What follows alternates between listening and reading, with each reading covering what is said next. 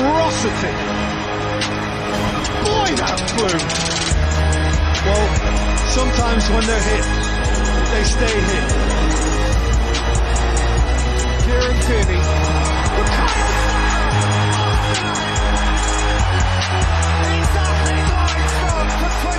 Welcome to After Extra Time, the World Football Podcast. We are back again with the big news, the big names, and the big games.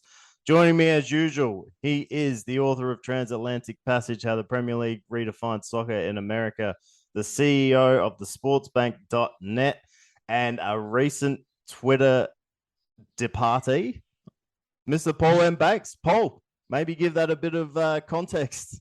I don't know. We've talked about South Park on this show before, and I don't know how many big South Park fans we have, but there's one where the little girl is standing on the bridge by the edge, and she is just staring at her phone, and she deleted Twitter. And they did a great analogy to like somebody committing suicide. Like once their Twitter account is gone, they no longer exist. So,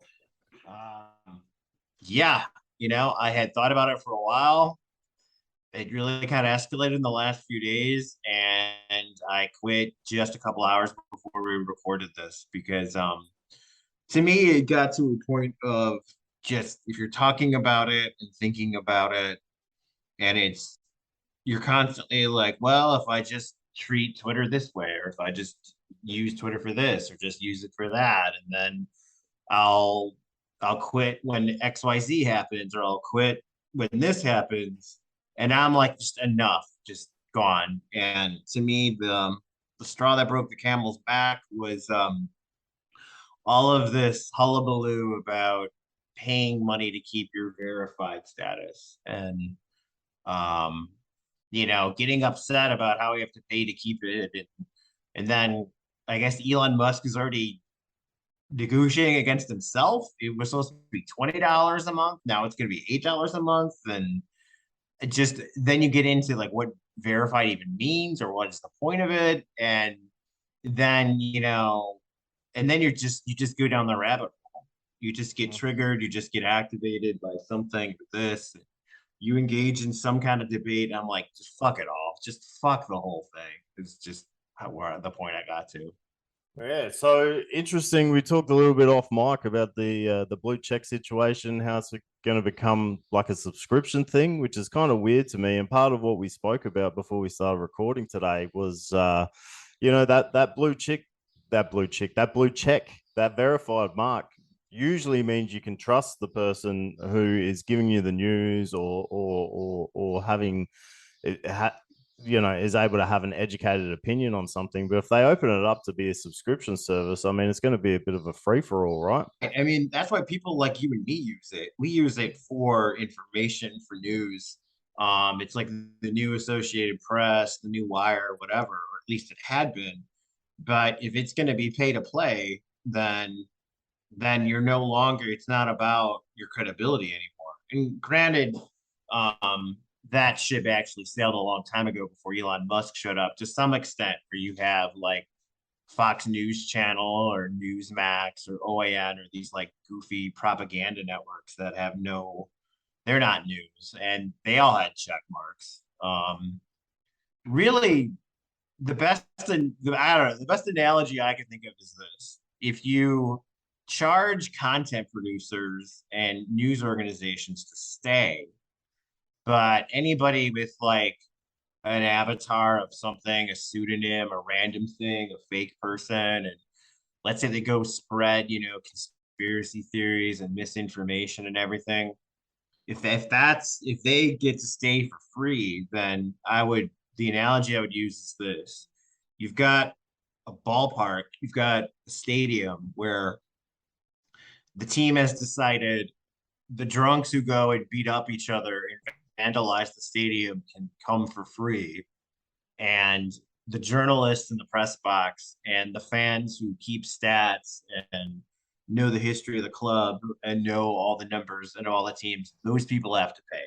Now imagine a sporting event like that. Yeah. I think that's a perfect analogy, and like you kind of alluded to, Twitter has been circling the drain for quite some time now, and this could be the thing that just flushes it right down the toilet. Oh yeah, it definitely has been circling the drain for a while because one of the best people that I follow, like somebody who's just way too nice to be there, at Fan Cornell. He's a retired Cornell law professor. David Spellman is his name. He tweeted today, he's like, the best of the best are leaving in droves. Mm-hmm. And my response was, well, if you create a reverse meritocracy, an inversion of a meritocracy, that's what happens. Well, it's a shame to see you leave Twitter. I probably won't be too far behind you, mate. Particularly with the toxic Liverpool fan base, but I'm sure that we'll get into that as we go forwards. All right, it is time for the winners and losers segment, which is exactly what it sounds like. So, Stu, I'll let you go first. Give us your big winner in the world of football this week.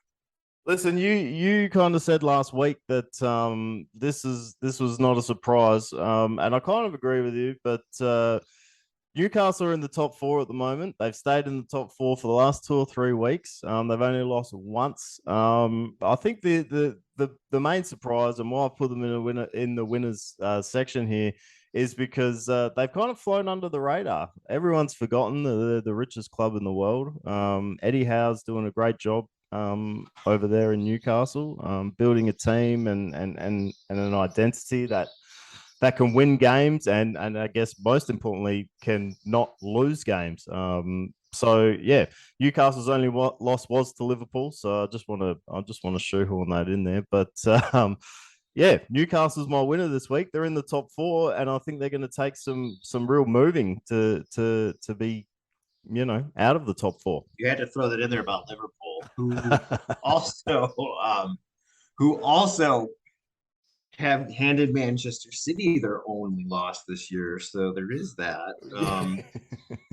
Not like, everything comes together. It's interesting how everything's related because people overlook this. The main investor in Twitter now, after Elon Musk, the first, the group that gave him his money is Saudi, the Saudi royal family, the Saudi ruling oligarchs. And really, sure enough, yeah. Oh wow, I didn't know that. So maybe for some mysterious reason now, Newcastle United will be the top trending team on Twitter for the new. That's why. No, let's go to your loser. Let's keep continuity. Let's transition. Tell me your loser. Okay, well, I bigged up Liverpool for beating Newcastle, and Paul was very kind for being up for beating Manchester City. But the Liverpool Twitter fan base is just a cesspool. It is. I've called it toxic before. I don't know how I can make it sound worse than what it is to people who don't know. But there's just some ridiculous takes going on about there. I mean, the FSG out thing has been kind of a little bit underground, occasionally you'll see a hashtag FSG out, but that's just it's really ramped up, and it kind of blows my mind that people are on that train. And then the latest thing is Klopp out.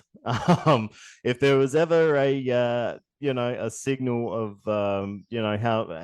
how these so-called fans have short-term memories, to be asking for Jurgen Klopp to get the ass is just incredulous. So my loser this week is the Liverpool Twitter fan base. It's a nightmare, mate. It's a perfect choice, because I just saw a headline.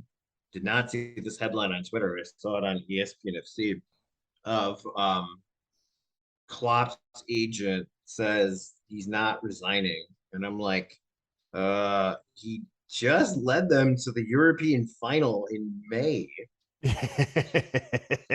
That's what's so crazy about it, right? Because it was this calendar year. You know what I mean? It was 5 months ago. Okay, we're in November now. So 6 months ago that people were talking about Liverpool doing the quadruple, and we didn't do it, and we lost the Champions League final. Winning the Premier League was always going to be a tall order. Manchester City had that slight advantage, but even for a little while there on the last day, so 12 game weeks ago, 13 game weeks ago in the Premier League, Liverpool had a great opportunity to steal the Premier League off Manchester City. They made it to a Champions League final.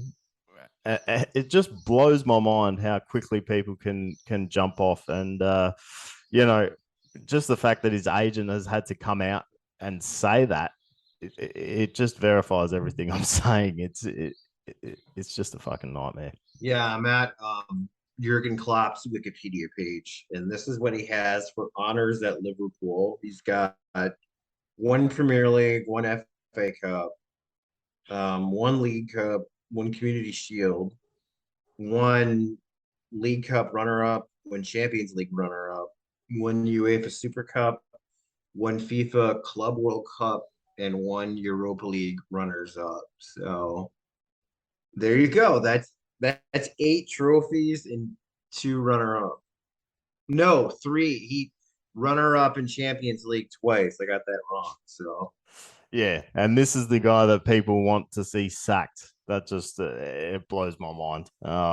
People are stupid. People are particularly stupid on Twitter, and unfortunately, feeding into your intro banter, mate. I think that's just going to get worse and worse.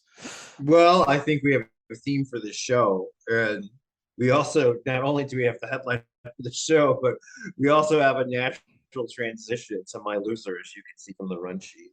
Absolutely, lay it on us, mate. Yeah, I'm going with Liverpool itself, and the man deemed by so many as the best right back in the entire world, Trent Alexander-Arnold. He said it himself. He said something is not right. I don't know what that is. I'm sure you could probably enlighten the listeners more, but what I do know, what I have seen, is he is correct. Something is not right. I don't know if it's like, it's not really aging. It's not like the key players, the talented players are old or they past their prime. It's like everybody suffered regression in form. Injuries, yes, injuries, sure, but their results have not been up and down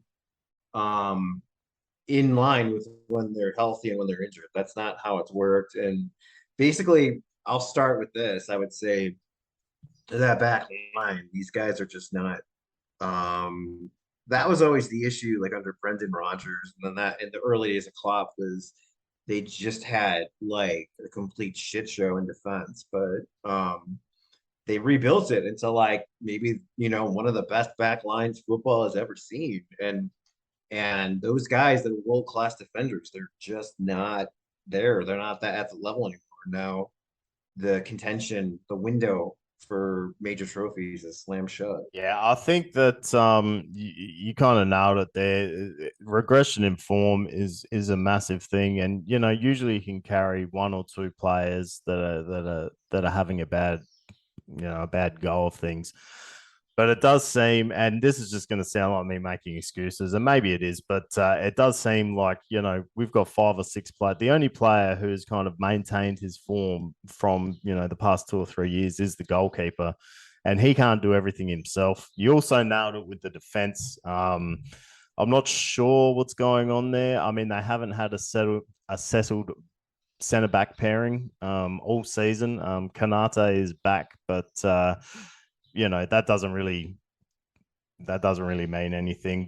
I think and I hate to give any credence to these FSG out cretins, but maybe not investing in the midfield was not such a great decision. I mean, I know they were trying to go for that guy. I'm not even going to attempt to say his name, but the guy from the French league that ended up going to Real Madrid.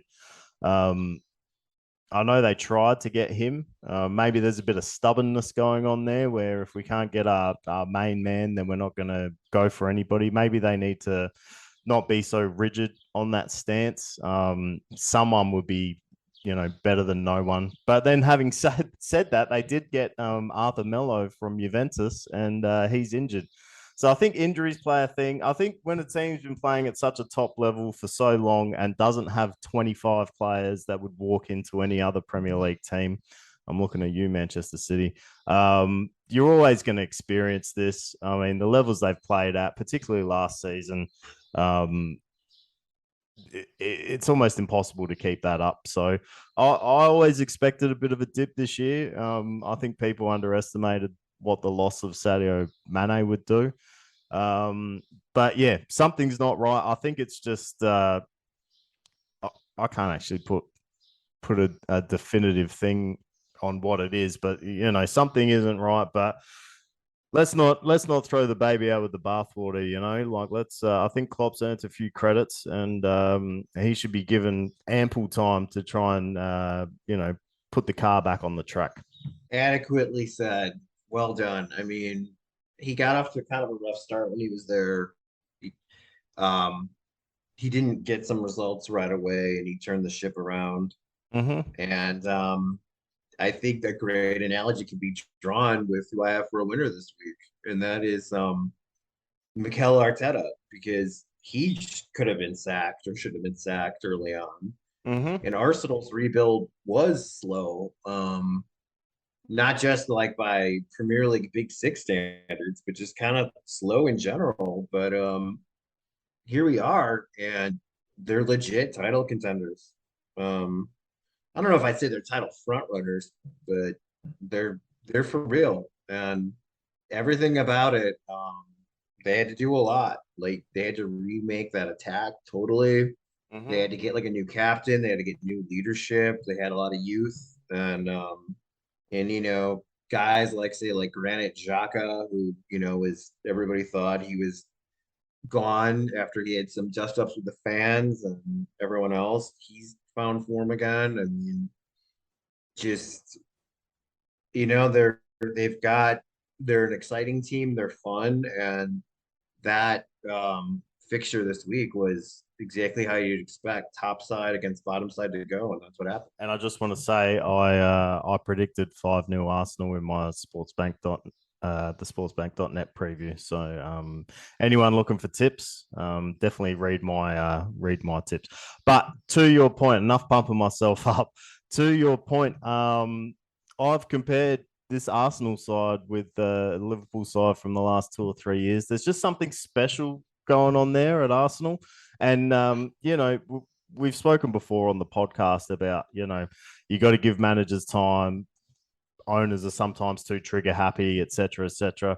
I think, you spoke about Granit Xhaka. What a great redemption arc that is. He did seem like he was out the door. The fans wanted nothing to do with him. His performances were poor, and he's arguably been one of the best central defensive midfielders in the league this season. He's been tremendous. He's got the fans back on side. So sometimes you got to give players time as well. And Arsenal are reaping the benefits from that. They've been fantastic. And I know you said you don't think that they're a genuine contender or they're not going to be at the forefront come the end of the season. But why not? Why not? If they can keep churning out the results, and we've got the caveat of a World Cup right in the middle of the season. Perhaps they can. If they can just keep churning out those results, maybe they'll be the team to challenge Manchester City this season. All right, it's time for the armband. If you don't know, I'm about to tell you what the armband is all about. The armband is a moment in the world of football that we would like to discuss, something that's caught our eye, good, bad, indifferent. It makes no difference. I'm going to go first this week. Usually I'm leading Paul in for this one, but mine's pretty straightforward. If you watch Manchester City in their last fixture in the Premier League, the goal from Kevin De Bruyne, it was just incredible. It was something to behold. It looked like the game was going to a 0-0 draw. And he's just pulled out just an absolute worldie of a free kick and put Leicester down 1-0. So Kevin De Bruyne gets the armband this week. He could possibly be the best midfielder the Premier League has ever seen. Yeah, that moment, that actually hit me when I was in Green Bay, Wisconsin, covering that friendly against Bayern Munich. When I went down to the mix zone, and that was Erling Haaland's first appearance in a City shirt the first time he played, and all the cameras are on him, and he walks by, and he's like, "Ooh, let's see Holland," and I'm like, De Bruyne is standing right there, and it's like, you know, Holland's the shiny new thing, and obviously guys who score the goals get all the attention. But I'm like, that's like the best midfielder, like you said, in the Premier League era. And he's standing right there, and we're just kind of like, yeah, whatever. Yeah. But which then speaks to what a crazy think when you then think about like the best scorer in the game, the best midfielder in the game, maybe arguably the best young up and coming player in England with Foden. You have the most expensive English player ever in Grealish. It's just, and yeah, you're kind of like, wait a minute, how are they not in first place? I don't know. 100%. How have they mate. never won Europe? Yeah, that's interesting. Bit of a sore point for the City fans too, mate. But listen, the reason I went first is because your armband this week is very pertinent. And it's going to be a lot more fun to talk about. So why don't you take it away, mate? Give us your moment. Who are you giving the armband to this week? I'm giving it to, we are now experiencing the polar opposite problem of what we have during international break or during those weeks when, the Queen died and they canceled everything for the off season. It's fixture congestion. I mean, the phrase festive period fixture congestion, the holidays. Now we have it for this whole stretch from when the season began until the World Cup. And I know no one listening gives a shit about our page view or our traffic numbers, but I bring it up because I think this is something that relates. I think everybody feels burnt out. Our page views reflect that. Our numbers reflect burnout. And as we were saying off mic, as we say to each other, we love the beautiful game as much as anyone. We're as Absolutely. football obsessed as anybody, right? And it's too much for us. You mentioned our conversation off mic about being burnt out. We love the game. We write about the game.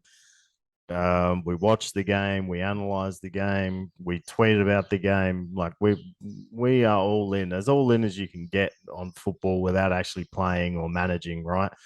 And it's too.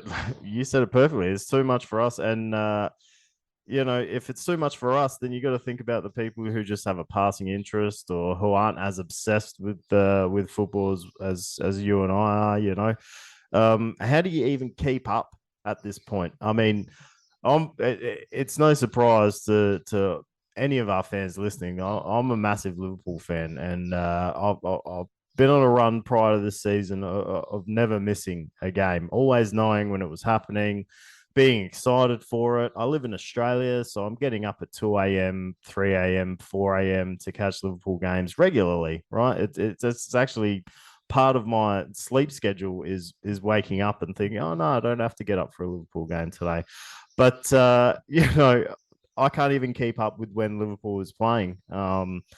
I woke up this morning, was very surprised to see that they're actually playing the Champions League today and not tomorrow. It's too much, and you've got a good note here about it's creating a lot of apathy as well as injuries.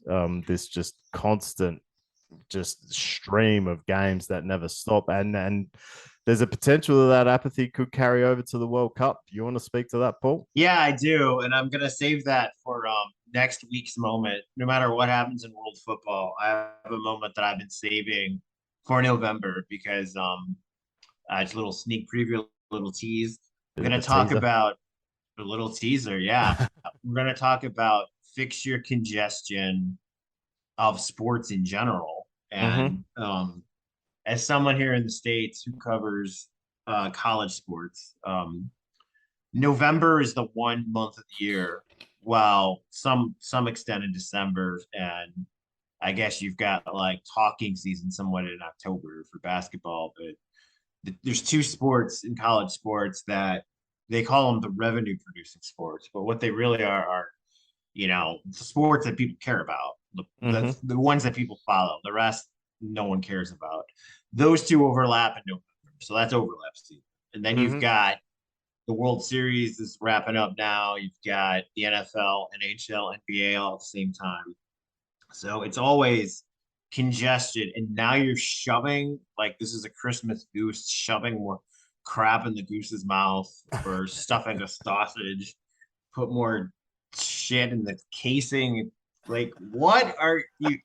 We know why they did it. We know why it's in Qatar. We know why it had to be shifted because it's in Qatar. That's old news. Mm-hmm. But what are you doing? And like I said, I'll get in on that next week. But we're having this with football right now. It's like, how many things you expect me to care about? I think there was a bit of a bit of foreboding when our favorite UEFA competition, the Conference League, was shoehorned into the schedule last year. There's plans for the FIFA Club World Cup to be every 4 years. A big tournament on the in the off year where there's no Women's World Cup, there's no Men's World Cup, there's no European, South American Championships. I guess it brings you to the age old question, I suppose. Is it too much of a good thing? I mean, that's why, I love college football so much. American football, because it's 12 games, September through November, and then a bowl game, maybe a playoff, and that's it. And you have a chance to miss it because it's gone 8 months of the year, 9 months of the year, and that's what makes it special. I mean, baseball, I like baseball, but I don't love baseball. It's got its, there's parts of it I like, but 162 baseball games. I mean, it's too much. And you said something that kind of hit the nail on the head there with college ball and how it gives you an opportunity to miss it because it's not around for 8 months of the year. The current football schedule, European football schedule, there's no opportunity to miss it because it essentially runs 12 months a year at this point. People joke about the NBA being like that, but MLS is like that. But European football, let's see. So you've got like Memorial Day weekend. The last weekend in May is when you've got the Champions League final. Championship Sunday is mid-May. And then this week started a week earlier in August. So you've got July is training camp plus transfer rumors plus preseason overseas exhibitions. June is just silly season and transfer talk. Yeah. It's relentless. And if the governing bodies, FIFA, UEFA, CONMEBOL, all these types of people aren't careful, eventually it's just going to turn people away. I do think, because the thing any college football fan will tell you, the reason they love it so much is when you only have 12 games, and if you lose once, you may not make the playoff. You kind of have to go perfect to get in the playoff to be sure. If you lose twice, you're out. You're not going to the postseason. It's that idea that like every single game matters. And the way to not make games matter is to increase the number of games. We'll touch more on sports congestion next week, but for now, I think we'll leave it there. Absolutely. Looking forward to that one, mate. It is time for a rapid fire EPL preview. Are you ready, Stewie? Ready, buddy. Let's get into it. All right. And it all gets started on Saturday, November 5th, with Nottingham Forest hosting Brentford. So Forest just got spanked by Arsenal. I'm unsure how the Bees went last week. I think Nottingham Forest, they've had their high, they've had their cup win, they've had their moment in the sun when they beat Liverpool, and I think they're going to lose to Brentford here. Yeah, I think Forest showed us that it's going to be one-up. It's going to be a one-off. They're heading back down to the championship after this season. Up next, we got Wolves hosting Brighton. Surging Brighton after embarrassing Chelsea. Surging Brighton. They did embarrass Chelsea. That was kind of in the ether. That was going to happen when Graham Potter came back. He's had this perfect run with Chelsea, and it was always going to be Brighton that ends that winning streak. Wolves have been trash. There's no nice way to put it. Brighton will win this game. Brighton will win this game comfortably.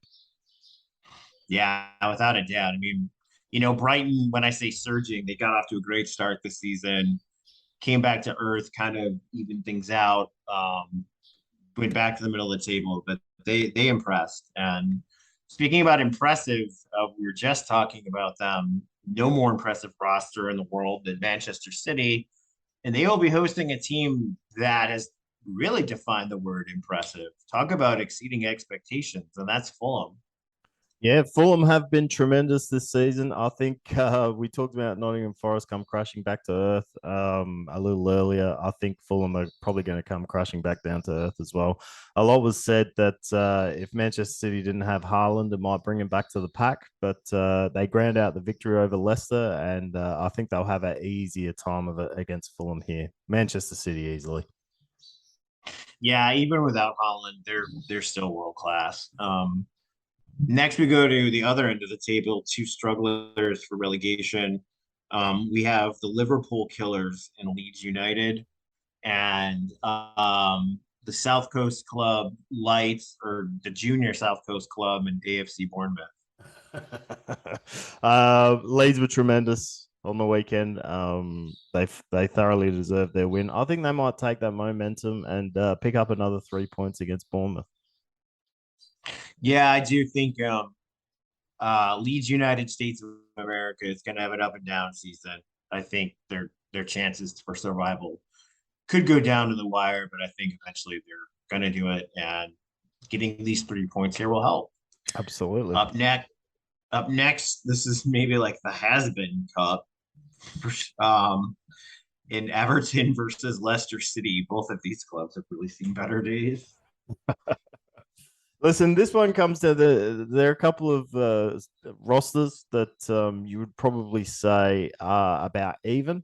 So it comes down to tactical nous and the managers, and it's Brendan Rodgers versus Frank Lampard. And as choppy as Brendan Rodgers has been or can be, I think he'll get the job done over Frank Lampard. Leicester to beat Everton. Yeah, I agree with that. London Derby, who you got in this one? Chelsea hosting Arsenal. This is going to be huge. If Arsenal can pick up the points here, I think they've had many tremendous performances already, but if they can pick up the points here, it'll really rubber stamp them as a genuine contender for the Premier League trophy. Chelsea will be out. They'll be breathing fire. They'll want some redemption after being embarrassed by Brighton last week. I think Arsenal might get over the line. I think I'm going to go the Gunners. It's got to be Arsenal. Yeah, that this is kind of the undercard match for this week. This would be like if you're into like WWF wrestling, as I was as a kid in the 80s, there was like the heavyweight title and the intercontinental title. And we'll get to the heavyweight match last. But before we get there, we've got Aston Villa hosting Manchester United. And I'm going to pull a Stewie in that I am going to pull out a stat. Okay, let us know, mate. Heard this one on TV and afterwards on Sunday. Across the span of 85 years, covering over 4,000 games, Manchester United have named at least one homegrown player in each matchday squad. Wow. That's an incredible streak. 85 years, 4,000 games. That's tremendous. I think that, Manchester United should be very proud of that. That's the way football should be played. Teams, in my humble opinion, should be kind of forced to play a minimum of homegrown players. I mean, I know they've got some Mickey Mouse rules, around that teams find loopholes and manage to kind of get around that rule. But Manchester United should be very proud, and I think they're at least one homegrown player will leave the pitch very happy. They will easily account for Aston Villa, a Steven Gerrard-less Aston Villa. Oh man, I don't know where Stevie G is going next, but wherever he is, I'm sure you've bought the kit and the scarf and everything already. Oh shit. For next, we've got the two clubs going in opposite directions cup. Southampton hosting Newcastle. Yep, Newcastle win. Southampton haven't been awful in recent weeks, but Newcastle are flying under the radar. I think they'll continue to fly under the radar and pick up 3 points here. Yeah, I think so too. Our next one, got another stat for you. Oh, Another Stewie level stat. bring it on. We went from the David Moyes Cup of Manchester United and West Ham last Sunday to another David Moyes Cup where United will take on Real Sociedad. But what we're going to speak about here is actually this stat doesn't apply to this match, but still fascinating, still interesting nonetheless. West Ham United and David Moyes, they will host Crystal Palace. However, it should be noted, no matter what club David Moyes has managed, he's had 70 tries and he's never had an away win versus United, Arsenal, Liverpool, or Chelsea. That is a fascinating stat. I actually can't believe that he has never managed to win an away game. In 69 tries. That's incredible. And now 70 after Sunday. Oh wow. Okay, so 70 tries. He should just give up. He should just when it's an away game against one of these traditional big four, he should just hand the reins over to the assistant manager because there's clearly some kind of curse going on there. Yeah, just play like the under 21s or something. I think having said that and having ragged on David Moyes there, I kind of like how West Ham are going. They were pretty good against Manchester United. As you'd imagine, David Moyes' team really went hard in the David Moyes Cup and were kind of unlucky to lose in the end. But I think West Ham will return to the winner's sheet this week. Yeah, I couldn't agree more. And then finally, we get to our heavyweight title fight of the weekend, and that is Liverpool hosting Tottenham. Yeah, listen, Liverpool lose here, and top four is a long, long ways away. Liverpool have already lost more games this season than they did in the entirety across all competitions last season, which is it's just incredible. Having said that, I wish, my heart says Liverpool, my head says Tottenham all day. Tottenham always play well at Anfield. Conte always does well against Klopp.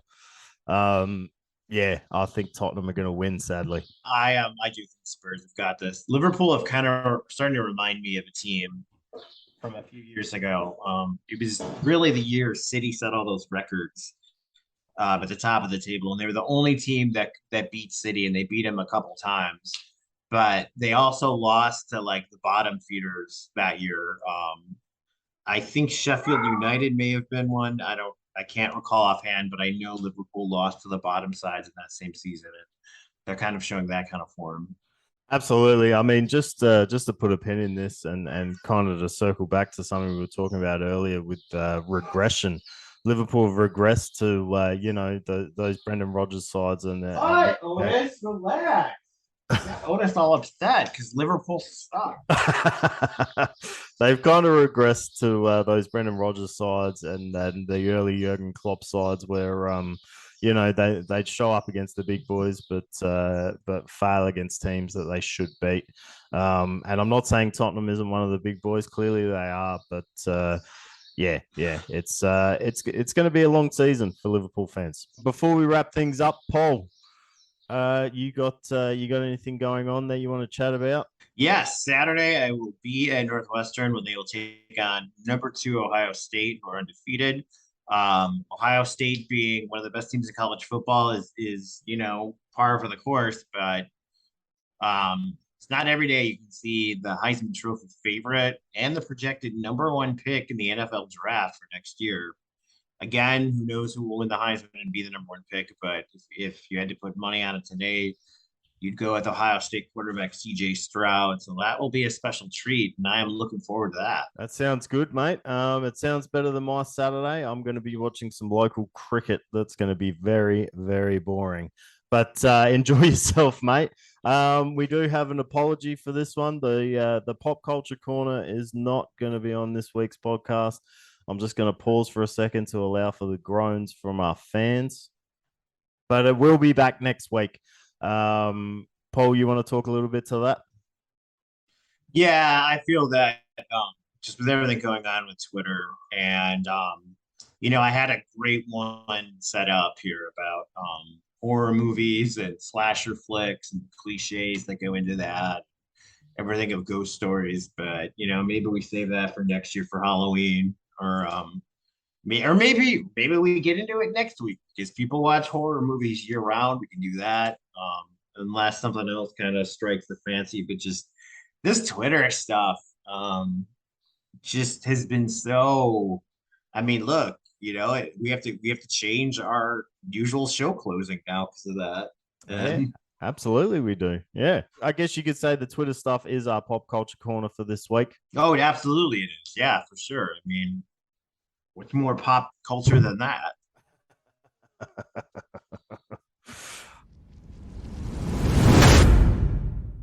Well, that is it for another week. As per usual, follow our show's Twitter account at @AfterET_podcast, and or follow Stewie individually at Stewie is sick of it. You cannot follow me anymore because I have committed Twitter side and I will not be there. However, I do have an Instagram and it's the same handle, and you can follow me there at Paul M. Banks. I'll probably get a LinkedIn sometime down the line as a replacement. And you can also follow the website itself at the Sports Bank Official on Instagram. The third member of our podcast, who's really in a spastic mood right now, Otis is on Instagram at Otis Ginger Tabby. His sister, who interrupted the show and made me take her outside, Stella, is also on Instagram at Stella the Spaniel Mutt. So show them some love. And if you enjoy the podcast, please click that subscribe button. And if you really like it, or even if you don't, just because you want to be nice, take the time and give it a 5-star rating. Until next week, he's Stuart Kavanaugh. I'm Paul M. Banks, and this has been After Extra. Well, sometimes when they're hit, they stay hit.